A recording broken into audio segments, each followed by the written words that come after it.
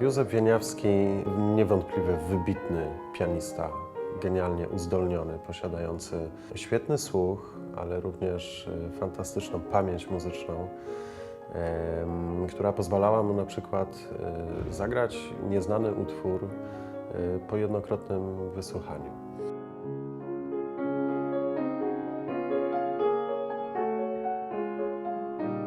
Rozpoczął swoje studia muzyczne pod okiem matki Reginy. Te studia trwały przez 3 lata, po czym przeprowadzili się do Paryża. W Paryżu rozpoczął studia w konserwatorium paryskim, które ukończył z wielkim wyróżnieniem.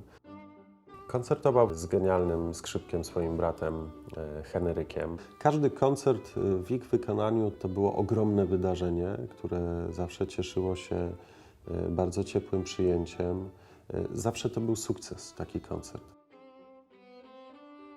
W pewnym momencie kariery, którą prowadzili razem z Henrykiem, Józef stwierdził, że taki tryb życia mu nie odpowiada. Podjął decyzję o zaprzestaniu koncertowania wspólnie z bratem i rozpoczął studia muzyczne w Weimarze pod okiem Franciszka Liszta.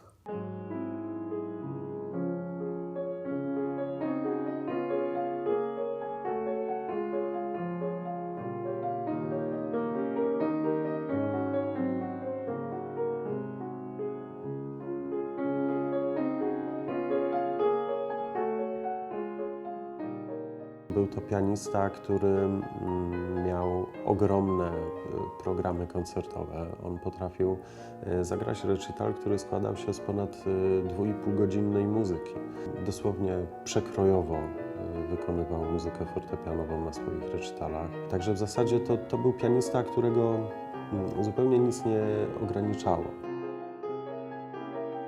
Mamy pianistę, kompozytora, mamy dyrygenta i mamy również pedagoga, dlatego że przez 3 lata był profesorem wykładającym na konserwatorium moskiewskim.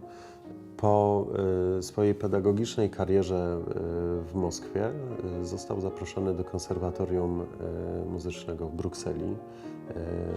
Został poproszony o pełnienie stanowiska profesora prowadzącego zajęcia w zakresie wykonawstwa, pianistyki, jak również kompozycji i dyrygentury.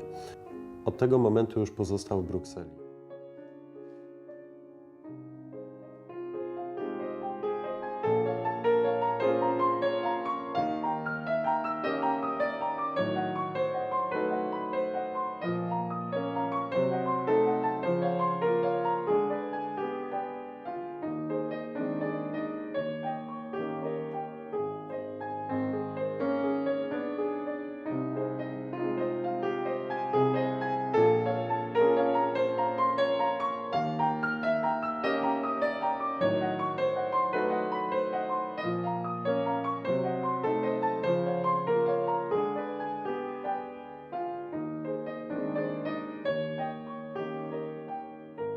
Ja myślę, że jego kompozycje wtedy były bardzo znane, dlatego że rodzina Wieniawskich obracała się też w kręgu bardzo znanych ludzi.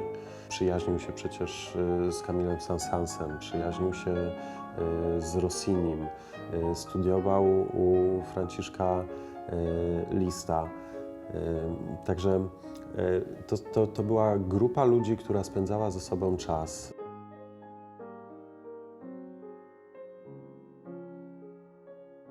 Był to naprawdę świetny kompozytor, który posiadał wspaniałą technikę.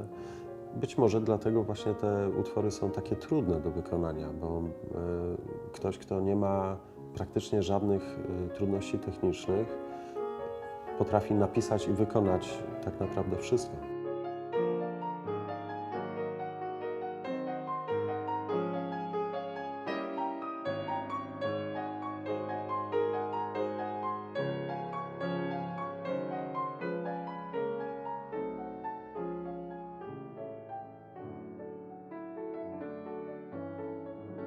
Natomiast bardzo dużo dzieł jest niewydanych, zaginionych.